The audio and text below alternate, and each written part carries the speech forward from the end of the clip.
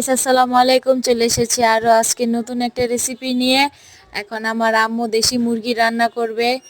এই তো আম্মু এখন কড়াইতে তেল, পেঁয়াজ, লবণ, আদা রসুন বাটা ও কিছু গরম মশলা দিয়ে ভালোভাবে এটাকে নাড়া দেবে। এই তো এখন হলুদের ফাঁকি, মরিচের ফাঁকি দিয়ে পানি দিয়ে ভালোভাবে মশলাটাকে কষাবে।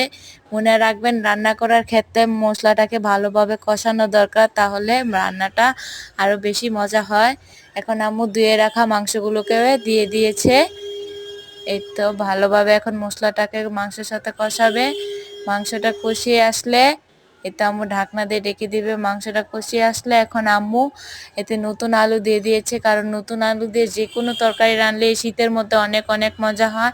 আর আমার আম্মুর হাতে রান্না অনেক মজা হয় মাশাল্লাহ। আজকে আমাদের বাসায় একটা মেহমান এসেছিল, উনি আমাদের জন্য দেশি মুরগি নিয়ে এসেছিল। তাই আম্মু এখন ওনাকে আর নতুন আলু দিয়ে এই রান্নাটা করে খাওয়াচ্ছে। তো এখন আম্মু জিরার ফাঁকি দিয়ে এই তো তরকারিটা উঠিয়ে নিয়েছে। আপনাদের পছন্দ হলে একটা লাইক আর সাবস্ক্রাইব।